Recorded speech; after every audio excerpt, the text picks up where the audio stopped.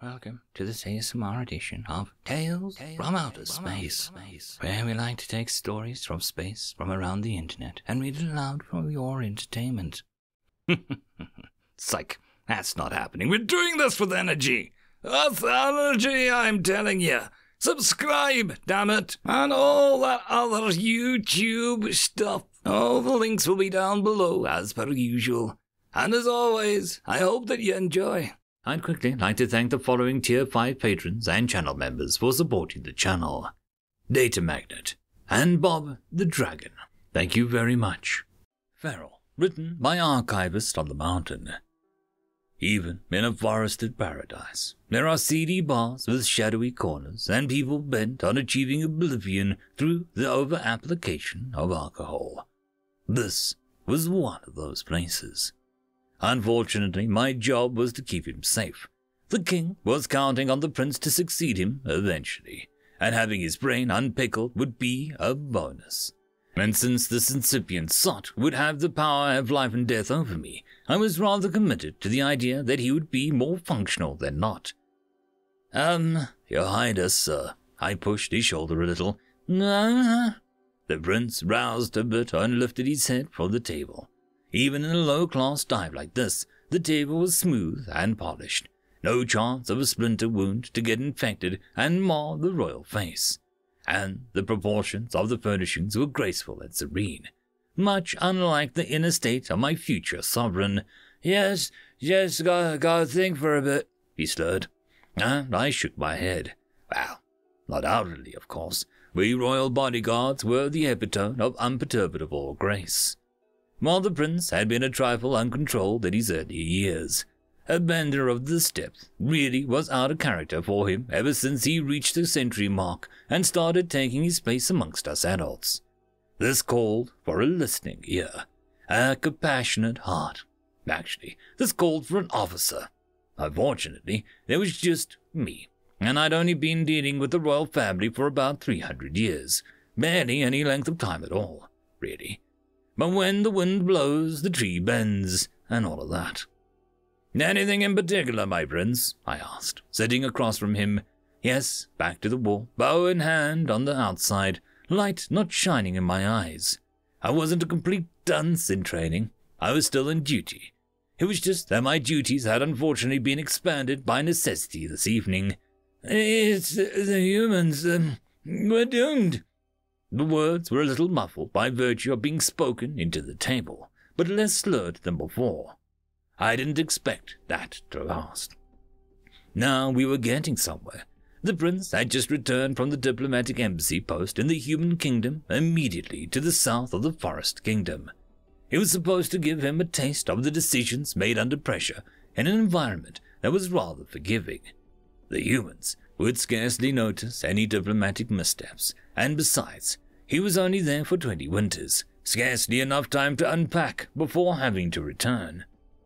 But the prince had returned with a stellar review from the ambassador, and the humans had been peaceful towards us for many of their generations. There wasn't any indication of wars or territorial disputes, or any of their silly human gods seeking worshippers amongst the fair folk. We simply didn't have anything to argue over. So, what could the humans do to us? I ventured. I was baffled. The prince fumbled in his belt pouch and eventually extended his hand to me. I received a small glass figurine, a stag, poised to leap, with an incredible detail that I had not known glass could sustain. The eyes were wide with fright, the muscles of its haunches were tight with coiled energy. The velvet shedding from its antlers showed that it was just weeks before breeding seasons. A trinket from the court, given for homecoming. What is this? The humans made it, Harrickland said simply. Not distinctly, but simply. But this is better than anything we could have ever made. How did they Chichilla, an artist of this talent? Everyone knows that Chichilla, the process of growing a youngling of any species for a particular purpose, is an exacting process. So, the appearance of an elven artist of any medium is a work of a millennium. The compensation is that the elven artist is always the best that he can be. simply because of their mastery and artistic skills and their deep understanding of the aesthetic principles. But this human glassware was immensely better than anything I'd ever seen produced by the last 7 centuries. Had the humans discovered immortality? It was the only way that they could develop this kind of talent. I also met a feral human. I frowned, but sparingly. I was a royal bodyguard and had an image to protect after all. What does that mean? The prince roused himself and sounded a little less slurred than a moment ago. Feral is a description of an animal that has not been tamed. A feral human is one that has not been raised by other humans. The slow is back, at worst.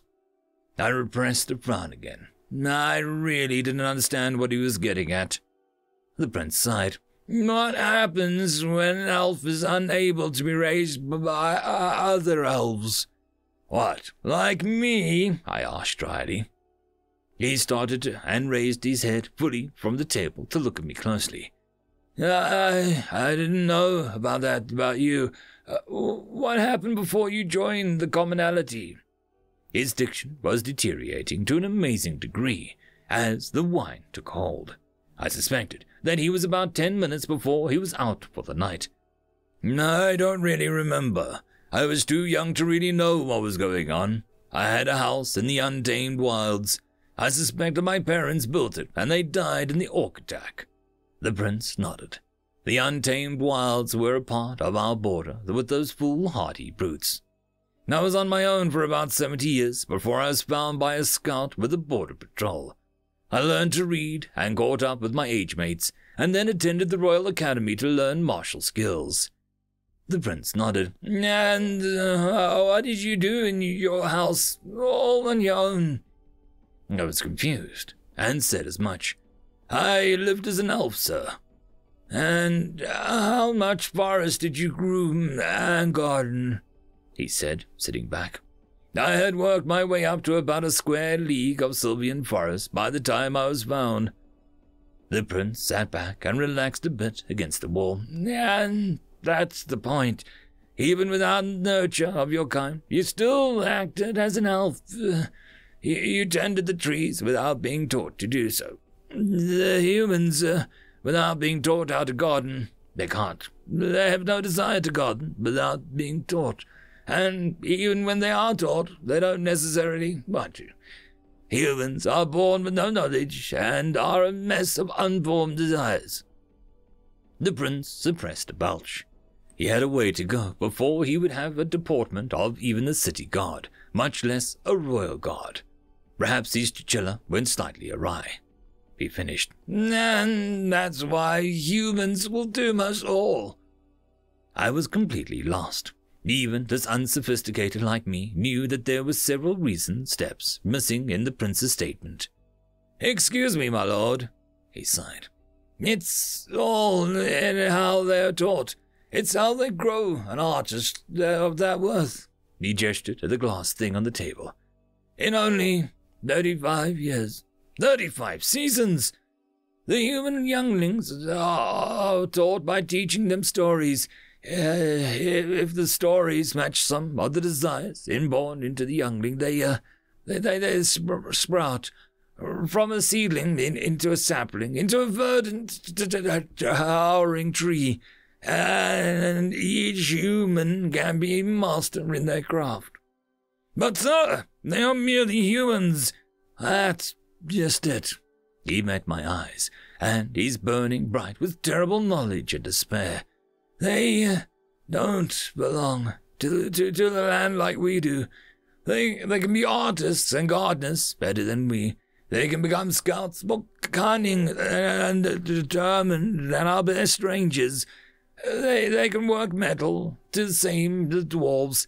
They could, someday, will master devices to boggle the gnomes. They can be as stealthy as a halfling and as greedy as a goblin, and more.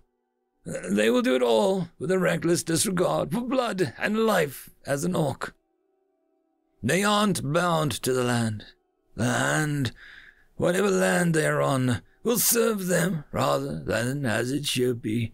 The stories they learn as sprouts teach them honor, thrift, compassion, wisdom, balance, struggle, sacrifice, justice, and mercy.